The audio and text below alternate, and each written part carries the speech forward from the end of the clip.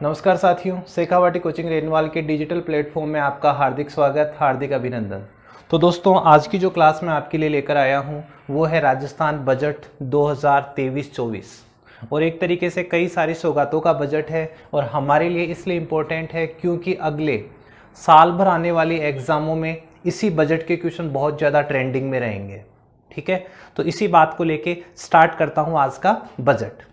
तो दोस्तों, सबसे पहले जैसा कि आप स्क्रीन पे देख पा रहे हैं, लिखा हुआ है राजस्थान बजट 2023-24 के लिए बजट है और इस बजट की थीम जो कि आपसे पूछी जा सकती है, राजस्थान बजट 2023-24 की जो थीम है वो है बचत, राहत और बढ़त। बचत, राहत और बढ़त। तो एक क्वेश्चन तो आप इसी को अपने लिए तैयार रखें कि राजस्थान बजट 2023-24 की थीम क्या थी। क्या थीम थी दोस्तों? बचत, राहत और बढ़त। ठीक है, आगे बढ़ते हैं। आगे हम देखते हैं कि मुख्यमंत्री अशोक गहलोत साहब ने आखिर कौन कौन सी घोषणाएं यहाँ पर करी है, उन घोषणाओं की बात करते हैं। सबसे पहला जो फैक्ट मैंने डाला है कि श्री अशोक गहलोत ने 10वीं बार बजट प्रस्तुत किया। यह आपके लिए बहुत इंपॉर्टेंट क्वेश्चन है। 10वीं बार बजट प्रस्तुत किया है किसने? श्रीमान अशोक जी गहलोत ने। इससे पहले जो वसुंधरा राजे सिंधिया थी वो भी 10 बार बजट घोषित कर चुकी, 10 बार बजट प्रस्तुत कर चुकी थी। अब आप देखेंगे कि गहलोत साहब तो लगातार तीसरी बार प्रधान मुख्यमंत्री है, तो इनको तो 15वीं बार होना चाहिए, लेकिन ऐसा नहीं है क्योंकि जब इनका प्रथम जो कार्यकाल था उसमें इनके जो वित्त मंत्री थे वो वित्त मंत्री प्रद्युम्न सिंह थे, जो अलग थे। यानी कि शुरुआत की 5 बार में इन्होंने बजट प्रस्तुत खुद ने नहीं किया था। बाकी वाले दूसरे और तीसरे कार्यकाल में वित्त मंत्री कौन रहे? वित्त मंत्री खुद अशोक जी गहलोत रहे। तो इस प्रकार उन्होंने अपना आखिरी बजट यानी 10वां बजट इन्होंने प्रस्तुत किया है। अब इस बजट की बात करें कि इस बजट में जो जो इन्होंने घोषणाएं की है वो घोषणाएं क्या क्या थी, इनकी बात करें तो दोस्तों, सबसे पहली जो बजट घोषणा है वो है मुख्यमंत्री निःशुल्क अन्नपूर्णा फूड पैकेट योजना।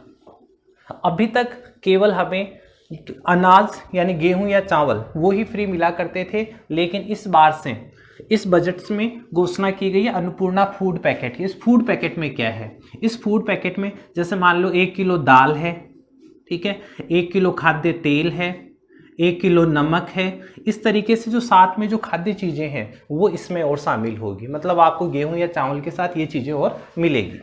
उससे आगे देखते हैं, दूसरी जो घोषणा है वो है बीपीएल उज्ज्वला योजनाओं में चयनित लोगों को अब सिलेंडर कितने रुपए का मिलेगा? 500 रुपए का। अब उन्हें सब्सिडी मिलेगी और सब्सिडी के बाद उन्हें जो सिलेंडर मिलेगा वो होगा कितना? केवल 500 रुपए का। तो ये इनकी दूसरी घोषणा थी। अगली घोषणा पे चलें, मुख्यमंत्री निःशुल्क बिजली योजना 100 यूनिट प्रतिमाह फ्री। 100 यूनिट प्रतिमाह फ्री। अभी तक इस पिछले बजट में हमने देखा था कि ये 100 की जगह आपको प्रतिमाह 50 यूनिट फ्री मिलता था। कितना मिलता था? 50 यूनिट। लेकिन इस बार मुख्यमंत्री निःशुल्क बिजली योजना में 100 यूनिट प्रतिमाह फ्री कर दिया गया। 100 यूनिट तक आपका बिल क्या रहेगा? फ्री रहेगा। उसके बाद में अगली जो घोषणा है वो देखें, युवाओं के रोजगार के लिए। युवाओं के रोजगार के लिए यानी कि शिक्षा, स्किल डेवलपमेंट और पर्सनालिटी डेवलपमेंट हेतु गहलोत सरकार ने घोषणा की कि युवा नीति बनाई जाएगी। क्या बनाई जाएगी? युवा नीति। और साथ ही साथ युवा विकास एवं कल्याण कोष का गठन भी किया जाएगा, जिसकी लागत रहेगी लगभग 500 करोड़ रुपए। वैसे भी आपने बार बार देखा होगा कि इस बार युवाओं का जो बजट, इस बार का जो बजट है वो युवाओं को समर्पित होगा। तो युवाओं के लिए युवा नीति का निर्माण और युवा विकास एवं कल्याण कोष का गठन की घोषणा इस बजट में की गई। उसके बाद में अगली और सबसे महत्वपूर्ण घोषणा जो हम प्रतियोगी परीक्षा की तैयारी करने वाले लोगों के लिए है कि अब किया गया है वन टाइम रजिस्ट्रेशन पॉलिसी। इसका मतलब ये होगा कि आप एक बार फीस जमा करवा दें, उसके बाद राज्य सरकार द्वारा आयोजित होने वाली भर्ती परीक्षाएं आपके लिए निःशुल्क रहेगी। उसके बाद आपको कभी भी फीस जमा नहीं करवानी पड़ेगी।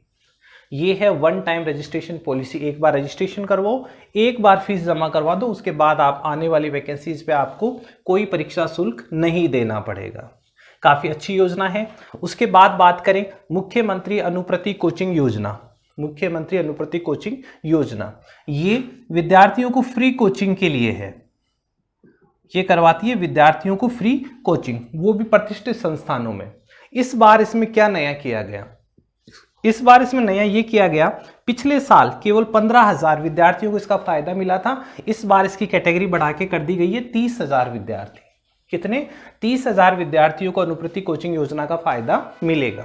साथ ही साथ एक नई बात और बताऊं, हर बार इसके लिए केवल एक चरण में आवेदन मांगे जाते थे। बस साल में केवल एक बार आवेदन होता था और जिनको नंबर आ जाता था वो कोचिंग संस्थान में चले जाते थे। इस बार इसके 2 चरण किए गए। एक चरण, जब मैं आज में वीडियो बना रहा हूं तो मैं आपको बता ही दूं, 6 अप्रैल से लेकर 20 अप्रैल तक पहले चरण के आवेदन मांगे गए हैं और उसमें आप अपना फॉर्म भरें और आपको इसी महीने में आपको कोचिंग अलॉट हो जाएगी। और फिर जो 10th और 12th के बच्चे हैं जिनका अभी जो एग्जाम चल रही है उसके बाद, रिजल्ट के बाद वो भर पाएंगे अगले चरण में, जो कि आपका जून के आसपास होगा। ठीक है, तो मुख्यमंत्री अनुप्रति कोचिंग योजना फ्री कोचिंग योजना है, जिसकी संख्या अब 15,000 के बजाय 30,000 विद्यार्थियों को फायदा मिलने वाला है। ये बहुत एक अच्छी योजना है सरकार की। अगला क्वेश्चन देखें। अगली जो घोषणा है वो है Nehru youth transit hostel and facilitation centre. ये बनाया जाएगा दिल्ली में। जैसे मैंने कहा युवाओं को समर्पित बजट बताया गया है, तो Nehru youth transit hostel and facilitation centre Delhi में बनाया जाएगा, ताकि प्रतियोगी परीक्षाओं की तैयारी करने वाले वो स्टूडेंट जिन्हें दिल्ली जाना पड़ता है, दिल्ली रहना पड़ता है, उनको आवास की सुविधा मिल सके। तो Nehru youth transit hostel and facilitation centre Delhi में। अगला क्वेश्चन, अगली जो घोषणा है वो है कि विवेकानंद यूथ हॉस्टल सभी जिला मुख्यालयों पर बनाए जाएंगे। विवेकानंद यूथ हॉस्टल सभी जिला मुख्यालयों पर बनाए जाएंगे, ताकि जो भी युवा हैं, जो भी प्रतियोगी परीक्षाओं की तैयारी करने वाले हैं, वो उन्हें आवास सुविधा प्राप्त हो सके, वो भी एक बहुत ही सहज सी कीमत पर। वरना आपको पता है कि जिला मुख्यालयों पर कितना महंगा है आजकल निवास करना, प्रतियोगी परीक्षाओं की तैयारी करने के लिए भी रूम या पीजी में रहना भी कितना महंगा है। तो उसी की सुविधा के लिए बनाए गए विवेकानंद यूथ हॉस्टल जिला मुख्यालय पर। क्वेश्चन ये बन सकता है, जिला मुख्यालयों पर बनाए गए हैं विवेकानंद यूथ हॉस्टल या नेहरू, ये वाले, तो कुछ भी 4 ऑप्शन डाले जाएंगे। आपको ध्यान रखना है विवेकानंद जिला मुख्यालयों पर होंगे। अगली घोषणा पे चलें। देखो सेम टाइप की घोषणा है और वो ये है कि सावित्रीबाई फुले वाचनालय में डिजिटल लाइब्रेरी जिला मुख्यालयों पर और ब्लॉक मुख्यालयों पर स्थापित की जाएगी। सावित्रीबाई फुले वाचनालय, जिसको हम लोग लाइब्रेरी बोलते हैं, ठीक है, और डिजिटल लाइब्रेरी जिला मुख्यालयों पर और ब्लॉक मुख्यालयों पर स्थापित की जाएगी। यहां पर मैं फिर उसी बात को रिपीट करूंगा, विवेकानंद हॉस्टल बनाए जाएंगे जिला मुख्यालयों पर और सावित्रीबाई फुले वाचनालय यानी लाइब्रेरीज बनाई जाएगी जिला मुख्यालय पर और ब्लॉक मुख्यालय पर, जिला मुख्यालय और ब्लॉक मुख्यालय पर। ओके, अगली घोषणा है मुख्यमंत्री युवा उद्यम प्रोत्साहन योजना। इस योजना के तहत घोषणा की गई कि 18 से 35 वर्ष के युवा उद्यमी जो भी काम करते हैं तो उन्हें जो राशि दी जाती है उसमें मार्जिन मनी कितनी कर दी गई है, 10 से 15% तक। यानी पुरुष है तो 10% मार्जिन मनी रहेगी और महिला है तो 15% तक मार्जिन मनी उनके लिए रखी जाएगी। चलिए नेक्स्ट जो घोषणा है वो है विश्वकर्मा कामगार कल्याण योजना। विश्वकर्मा कामगार कल्याण योजना, इसके तहत जो भी कामगार है, जो कारीगर हैं, हस्तशिल्पी जो हाथ का काम करने वाले हैं, केस कला के कारीगर हैं, माटी कला के कारीगर हैं, इनके अगर इन्हें अपने कार्य से संबंधित किसी भी प्रकार का उपकरण या किट खरीदने हैं या मान लो सिलाई मशीन खरीदनी है तो उन्हें सरकार के द्वारा 5,000 रुपये तक की सब्सिडी दी जाएगी। मान लीजिए उन्हें 10,000 का कोई इक्विपमेंट खरीदना है तो 5,000 रुपये की सब्सिडी गवर्नमेंट दे देगी। ठीक है, ये है विश्वकर्मा कामगार कल्याण योजना। उसके बाद में है I start launch pad next. ये क्या चीज है? तो I start launch pad next ये एक ऐसी योजना है जिसके तहत ग्रामीण विद्यालयों और महाविद्यालयों में सेंटर खोले जाएंगे, ताकि जो भी नए उद्यमी हैं, जो भी नवाचार करने वाले लोग हैं, यानी जो युवा है, वो अपनी स्टार्टअप यानी जो भी नया धंधा स्थापित करना चाहते हैं उसको स्थापित करने के लिए उन्हें प्रोत्साहन और मार्गदर्शन दिया जाएगा। कहाँ पर? I start launch pad next पे। ठीक है, चलिए अगली घोषणा पे आते हैं और अगली घोषणा है Rajiv Gandhi innovation challenge. Rajiv Gandhi innovation challenge, innovation का मतलब आप समझते हो, बता देता हूं मैं। इनोवेशन का मतलब है नया, नवाचार। ये एक ऐसी योजना थी जिसके तहत ये कहा जाता था कि जो भी कोई नया आइडिया, नया प्रोजेक्ट, नया इनोवेशन करके लाएगा और उसको अगर सरकार के द्वारा सिलेक्ट किया जाता है तो उसके ऊपर 2 करोड़ रुपए का उसे एक तरीके से पुरस्कार मान लीजिए 2 करोड़ का पुरस्कार मिलना था। अब इस बजट में उस पुरस्कार की राशि 2 करोड़ से बढ़ाकर कितनी कर दी गई, 5 करोड़ कर दी गई। अगर आप कोई शानदार इनोवेटिव आइडिया लेकर आते हैं तो, और अगर उसे Rajiv Gandhi innovation challenge accept करता है तो आपको कितनी राशि का इनाम मिलेगा, 5 करोड़ का। ठीक है, उसके बाद में नेक्स्ट बिंदु पे आए। जो नेक्स्ट बिंदु है इंक्यूबेशन एंड इनोवेशन सेंटर, ये कहां पर होगा, इंक्यूबेशन एंड इनोवेशन सेंटर ये कहां बनाया जाएगा, तो देखो ये स्थापित किया जाएगा गोविंद गुरु जनजातीय विश्वविद्यालय बांसवाड़ा में। गोविंद गुरु जनजातीय विश्वविद्यालय बांसवाड़ा में इंक्यूबेशन एंड इनोवेशन सेंटर स्थापित किया जाएगा। यहाँ पे 2 क्वेश्चन बन रहे हैं, इंक्यूबेशन एंड इनोवेशन सेंटर कहाँ स्थापित होगा, तो गोविंद गुरु जनजातीय विश्वविद्यालय में। दूसरा प्रश्न, गोविंद गुरु जनजातीय विश्वविद्यालय कहाँ स्थित है, तो वो है बांसवाड़ा में। ये क्वेश्चन बहुत ज़्यादा ट्रेंडिंग में है अभी, गोविंद गुरु जनजातीय विश्वविद्यालय कहाँ स्थित है, तो बांसवाड़ा में। साथ ही एक चीज़ और सुन लेना, अभी जो पीटीईटी की एग्ज़ाम यही गोविंद गुरु जनजातीय विश्वविद्यालय आयोजित करवा रहा है, क्योंकि बजट घोषणाओं के साथ साथ आपको तैयारी किसकी करनी है, कंपटीशन क्लासेस की, तो आपको दिमाग में ये सब भी रखना पड़ेगा। चलिए अगले क्वेश्चन पे आते हैं। नेक्स्ट जो क्वेश्चन है वो है अपना APJ Abdul Kalam institute of biotechnology कहाँ स्थापित किया जाएगा। APJ Abdul Kalam institute of biotechnology Jaipur में स्थापित किया जाएगा। और मैं आपको बताऊं, जैसे ही मैं पूरा बजट आपको पढ़ा दूं, एक चीज़ का आप एक तरीके से एक लिस्टिंग करना, जयपुर में कौन कौन से इंस्टीट्यूट है। जब 8-10 इंस्टीट्यूट आपको जयपुर में मिल जाएंगे तो कन्फ्यूजन थोड़ा खत्म हो जाएगा। ठीक है, APJ Abdul Kalam institute of biotechnology Jaipur में स्थापित किया जाएगा। उसके बाद अगली घोषणा देखें, राजीव गांधी एविएशन का मतलब है भाई उड्डयन। एविएशन का मतलब क्या है, उड्डयन, यानी हवाई यात्राओं से संबंधित। तो राजीव गांधी एविएशन यूनिवर्सिटी कहाँ स्थापित की जाएगी, यानी राजीव गांधी उड्डयन विश्वविद्यालय, फ्लाइट से संबंधित जो विश्वविद्यालय है वो कहाँ स्थापित किया जाएगा, तो वो होगा दोस्तों कहाँ पर, जयपुर में। और यहीं पर होगी पायलट ट्रेनिंग एकेडमी। जो पायलट्स होंगे, पायलट बनने के लिए जो ट्रेनिंग दी जाती है वो भी यहाँ पर प्रोवाइड करवाई जाएगी। तो Rajiv Gandhi aviation university and pilot training academy Jaipur में स्थापित की जाएगी। अगला क्वेश्चन देखें, माइनिंग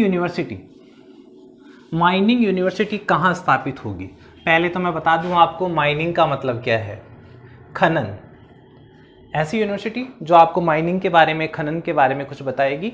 तो माइनिंग यूनिवर्सिटी कोटा संभाग में अभी जगह डिसाइड नहीं की गई है, कौन से जिले में होगी डिसाइड नहीं है, कोटा संभाग में स्थापित की जाएगी। और किसके सहयोग से, RSMML, Rajasthan state mines and minerals, Rajasthan राज्य खान एवं खनिज विभाग के सहयोग से कोटा संभाग में खनन यूनिवर्सिटी स्थापित की जाएगी।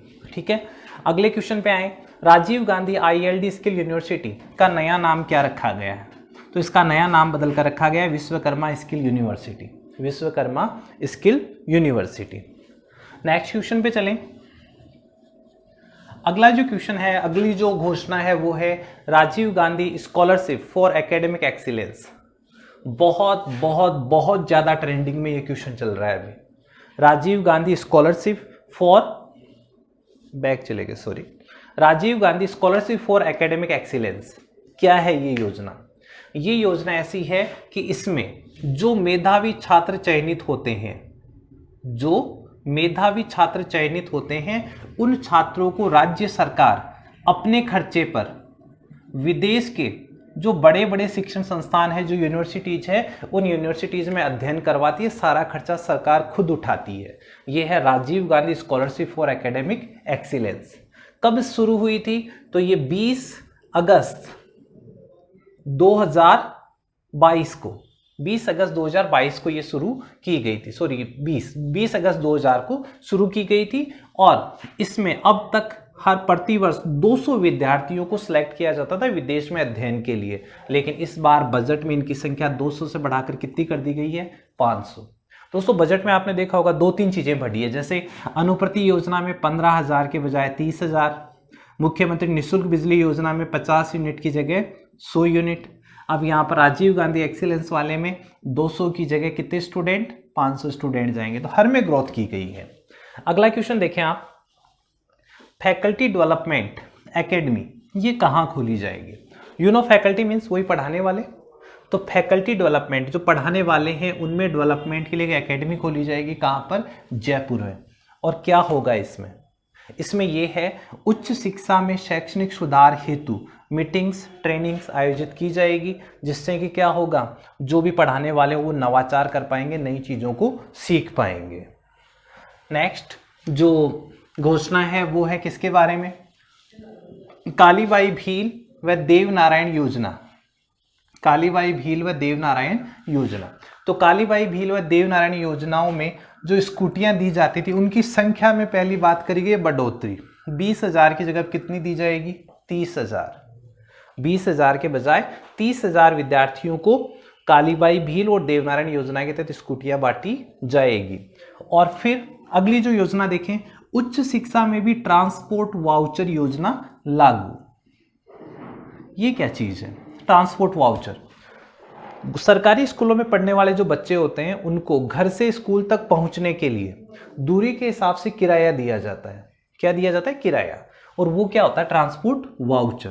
पहले केवल स्कूली शिक्षा तक था, अब उच्च शिक्षा में भी इसे लागू कर दिया गया है। उन विद्यार्थियों को भी क्या दिया जाएगा? उन विद्यार्थियों को भी किराया वापस दिया जाएगा। दूसरा, विद्यार्थी किराया छूट परिधि अब 75 किलोमीटर।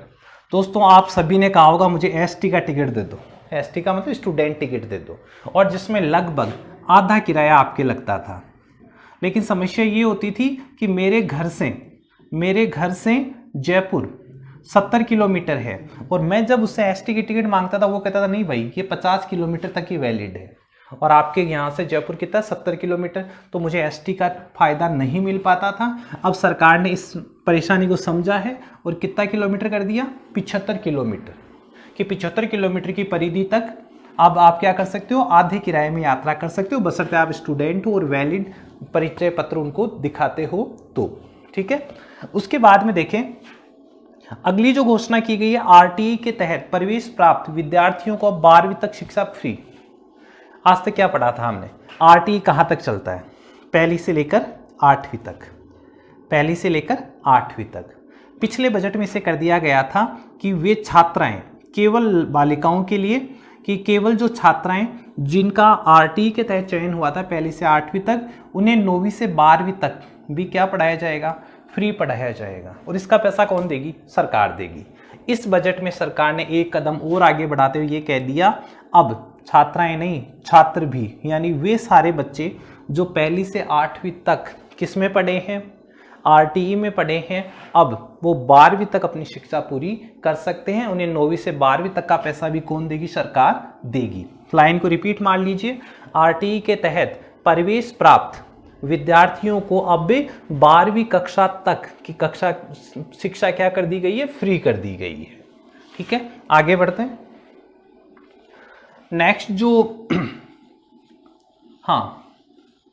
नेक्स्ट जो घोषणा है वो है सलीम दुरानी आवासीय स्पोर्ट्स स्कूल। सलीम दुरानी आवासीय स्पोर्ट्स स्कूल ये कहाँ खोले जाएंगे? तो सलीम दुरानी आवासीय स्पोर्ट्स स्कूल संभाग स्तर पर खोले जाएंगे। कहाँ खोले जाएंगे? संभाग स्तर पर। संभाग स्तर का मतलब ये होगा जितने संभाग है, जैसे अभी तक 10 संभाग मुख्यालय हैं, तो 10 संभाग अभी तक 7 थे, अब 10 हो गए, तो 10 संभाग मुख्यालयों पर सलीम दुरानी आवासीय स्पोर्ट्स स्कूल खोले जाएंगे, रेजिडेंशियल स्पोर्ट्स स्कूल खोले जाएंगे। अब यहाँ मैं आपके साथ 2 क्वेश्चन और शेयर करना चाहूँगा। सलीम दुरानी कौन थे? तो सलीम दुरानी राजस्थान के एक फेमस क्रिकेट प्लेयर थे, क्रिकेट के खिलाड़ी थे। तो इनका संबंध किससे है भाई? क्रिकेट से। और ये पर्सन इसलिए अब इंपॉर्टेंट हो जाता है क्योंकि हाल ही में जो सलीम दुरानी थे इनका देहावसान हो चुका है। तो इसलिए भी एक पर्सन आपके लिए इंपॉर्टेंट रहेगा। तो सलीम दुरानी आवासीय स्पोर्ट्स स्कूल प्रत्येक संभाग स्तर पर खोला जाएगा। मैं फिर यहाँ पर 2 चीजें रिपीट मारना चाहूंगा। नेहरू ट्रांजिट हॉस्टल वो कहाँ खोला जाएगा? वो आया था दिल्ली में। ठीक है। उसके बाद विवेकानंद हॉस्टल जिला मुख्यालयों पर, सावित्रीबाई फुले वाचनालय जिला और ब्लॉक मुख्यालयों पर खोला जाएगा। और सलीम दुरानी वाला कहां पर? प्रत्येक संभाग स्तर पर खोला जाएगा। नेक्स्ट देखें, स्पोर्ट्स कॉम्प्लेक्स। बजट घोषणा 2023-24 के अनुसार नया स्पोर्ट्स कॉम्प्लेक्स भरतपुर में खोला जाएगा। और बास्केटबॉल अकादमी बास्केटबॉल जो राजस्थान का राज्य खेल है, वो उस बास्केटबॉल की अकादमी कहाँ खोली जाएगी? सीकर में। इस अकादमी के साथ में एक क्वेश्चन और आपके साथ शेयर करूंगा। वो क्वेश्चन ये है कि राजस्थान की पहली और भारत की दूसरी सरकारी डिफेंस एकेडमी, सरकारी डिफेंस एकेडमी, ये भी कहां खोली जाएगी? तो ये दोस्तों ये खोली जा रही है मोहनपुरा दांतारामगढ़ सीकर में, मोहनपुरा दांतारामगढ़ सीकर। तो ये राजस्थान की पहली सरकारी डिफेंस एकेडमी और भारत की देखी जाए तो दूसरी सरकारी डिफेंस एकेडमी है, और इसका नाम होगा महाराव सेखा, महाराव सेखा जी डिफेंस एकेडमी मोहनपुरा दांतारामगढ़ सीकर में खोली जाएगी। तो दोस्तों ये मैंने आपके साथ जो बजट घोषणा 2023-24 की कुछ घोषणाओं को शेयर किया है। फिलहाल वीडियो काफ़ी लंबा हो जाएगा, इसलिए अगले पार्ट में मैं बाकी की जो घोषणाएं हैं वो आपके सामने और शेयर करूंगा। तब तक मैं उम्मीद करूंगा कि आप बजट को ध्यान से पढ़ेंगे, क्योंकि पूरी साल भर ये क्वेश्चन आपके ट्रेंडिंग में रहने वाले हैं। तो फिलहाल के लिए जय हिंद, जय भारत, नमस्कार।